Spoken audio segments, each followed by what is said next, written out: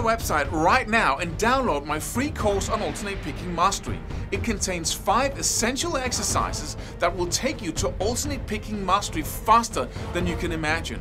And then I've included my method of how to lay out a practice plan in just 1 to 2 minutes that will absolutely boost your results like nothing you ever tried before. So go download it right now. It's free.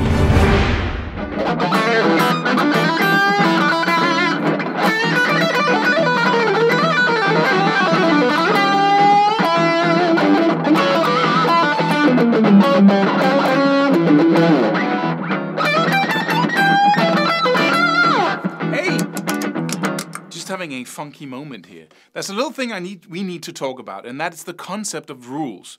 We often create them in order for us to have a simple way of getting from A to C, right? We want to achieve something and we have certain rules to follow that will make us more efficient when we practice. But rules are an excuse not to think as well. So what we often do with these rules is that we follow them like they were, like we couldn't do anything else, and if you don't follow that rule, then you can't play music, right? But we have to be intelligent about them. There are only guidelines, and sometimes they work, sometimes they don't, right? So, for instance, I was told that when you solo, you can never end on the root note of the chord in the background.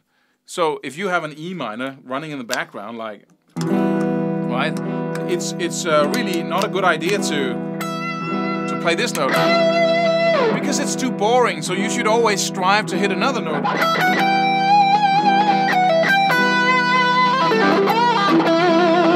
But I really like the root note at some times, right? That's the root note. Root note.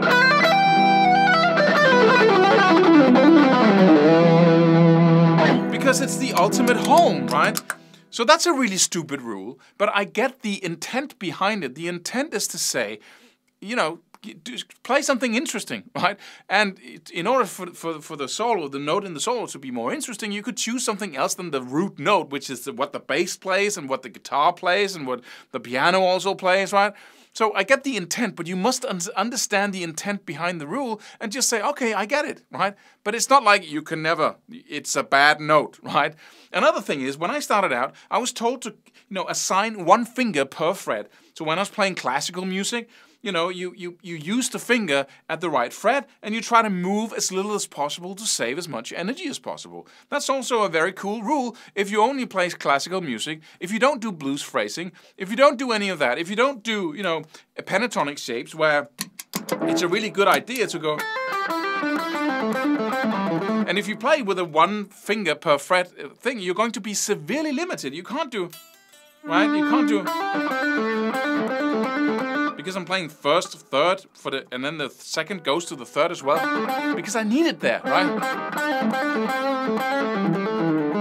So we need to again look at the intent behind the rule and say, oh, that's pretty cool. Another rule is place your thumb in the middle of the fretboard, so you have the most amount of flexibility in your fingers and can, do all kinds of stuff up here with most efficiently. That's fine if you want to do.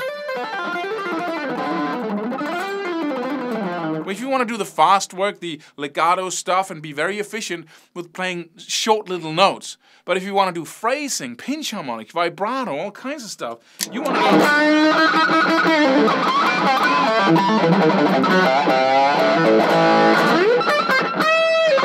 See my thumb? Right? Because I want to be able to mute all the strings. I want to have as much power in my grip as possible. And I don't want efficiency when it comes to playing a lot of notes, right after each other. So I want something else, so I'm doing something else. But, some people say, oh, it's wrong to hold your thumb. Stop it, right? It's a rule, and just understand the intent behind it so you can be intelligent about it, right? So whenever, let's see if I can come up with something else. I don't think I have something right now, but you probably have something. So please write it in the comments below this video so we can look into them. Oh, before I forget, another rule is that you must always play with 4 fingers on the fretboard. People who play with only 3 or use the 4th very sparingly are doing a wrong thing, are not efficient guitar players. I know a lot of very efficient guitar players who avoid playing with the 4th finger most of the time because the other fingers are stronger, right? So you have to decide what's best for you. And you can try to follow these rules, then don't, then try something else. Be intelligent about what you want, what's the intent behind the rule. Because, playing with three fingers is fine. It's perfect, right? It has advantages over using all four. It really has, right? Like most other things. So rules are, just to recap, are an excuse not to think often. It's an excuse not to use your intelligence. Just think about it. Be courageous. Do this. Do that. Always do. Right? Never lose hope. Well, sometimes maybe you should lose hope in something, right? Maybe you should not be courageous sometimes. It depends on the situation. But by creating the rule, it's like, then I know what to do always. But it's not. Use your brain.